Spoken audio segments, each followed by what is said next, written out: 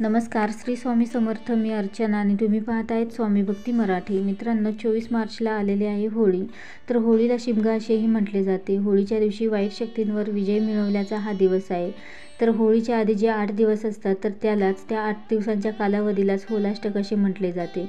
तर होलाष्टक हे 17 मार्च ते 24 मार्च दरम्यान आहे. तर या दरम्यान काही गोष्टी आपल्याला आपल्या घरामध्ये आणल्याने माता लक्ष्मीची कृपा राहून वर्षभर घरामध्ये सुख समृद्धी नांदते. तर त्यासोबतच आपल्याला आपल्या घरामध्ये काही वस्तूही आपल्या घरामध्ये आणायच्या आहे. तर या वस्तू आपल्या घरामध्ये आणल्याने आपल्या कुटुंबावर वाईट संकट येणार नाही. त्यासोबतच आपल्या ज्या काही अडचणी, ज्या काही समस्या असतील तर त्याही कमी होण्यास मदत होईल. तर कोणत्या वस्तू आपल्याला आपल्या घरामध्ये आणायच्या आहे तर हे आपण या व्हिडिओमध्ये बघणार आहोत. तर व्हिडिओ स्किप न करता संपूर्ण बघा आणि जे कोणी नवीन असेल या चॅनलवरती तर सबस्क्राईब करा.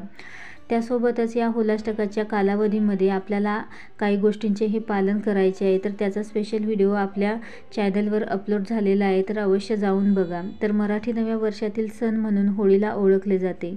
होळीच्या दिवशी होलिकेचे दहन केले जाते आणि दुसऱ्या दिवशी रंगांची होळी खेळली जाते.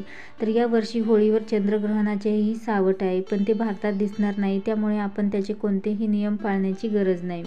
तर हिंदू धर्मात कोणतंही सण असलं की त्यामध्ये आपल्या मुख्य दरवाजाला आंब्याच्या पानांचे तोरण लावले जाते. तर दारात तोरण लावल्याने घरामध्ये माता लक्ष्मीचे आगमन होते असे म्हटले जाते.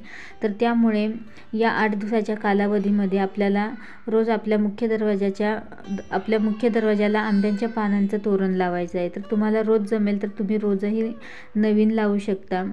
त्यासोबतच आपल्याला आपल्या घरामध्ये एक बांबूचे रोपही आणायचे आहे. तर वास्तुशास्त्रानुसार बांबूचे रोप हे सकारात्मक स्तोत्र मानले जाते. त्यामुळे होळीपूर्वी हे रोपही अवश्य आपल्या घरामध्ये आणा. त्यामुळे घरामध्ये सकारात्मकता असते आणि वास्तुदोष असेल, नकारात्मकता असेल तर ते बांबूचे रोप हे शोषून घेण्याचे काम करते. तर बांबूचे रोप हे अतिशय शुभ मानले जाते. बांबूचे रोप हे जर घरामध्ये आणल्यानंतर त्याचे पाने आणि काड्या जर पिवळ्या पडायला लागल्या तर अशा वेळी ते पिवळ्या पडलेल्या काड्या आणि पानेही काढून टाकायचे. तर त्याचा अर्थ असा होतो की जी बाहेरून घरामध्ये नकारात्मकता आलेली आहे तर ती बांबूच्या झाडाने स्वतःमध्ये शोषून घेतलेली आहे आणि त्यामुळेच ते पिवळे पडलेले आहे. त्यामुळे ही सुकलेली पाने काढून टाकायची आहे. त्यानंतर तुमच्या घरामध्ये खूप आर्थिक समस्या आहे, कर्जबाजारीपणा असेल, पैशाची चणचण असेल, पैसा घरामध्ये येतो पण तो कोणत्या ना कोणत्या कारणाने घरातून बाहेर निघून जातो, तो टिकत नाही. तर त्यासाठी आपल्याला या 8 दिवसामध्ये एक चांदीचं नाणं ही खरेदी करून आपल्या घरामध्ये आणायचं आहे. तर माता लक्ष्मी त्या चांदीच्या नाण्यावरती माता लक्ष्मी आणि गणपतीची प्रतिमा असते. तर ते नाणं आपल्याला आपल्या घरामध्ये खरेदी करून आणायचं आहे.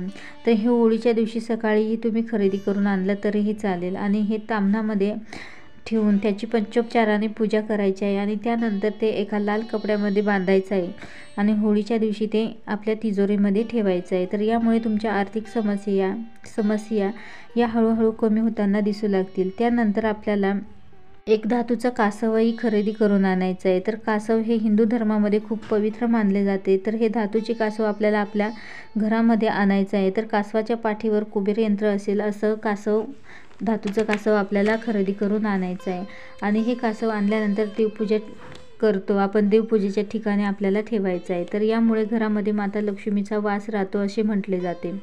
त्यानंतर शंखही आपल्याला आपल्या घरामध्ये आणायचा आहे. तर पूजेच्या वेळी शंख वाजवल्याने खूप पवित्र मानले जाते. तर घरामध्ये शंख हा दक्षिणावर्ती शंख आणायचा आहे. तर तुमच्या घरामध्ये या वस्तू जर नसतील तर अवश्य तुम्ही या 8 दिवसामध्ये आणा.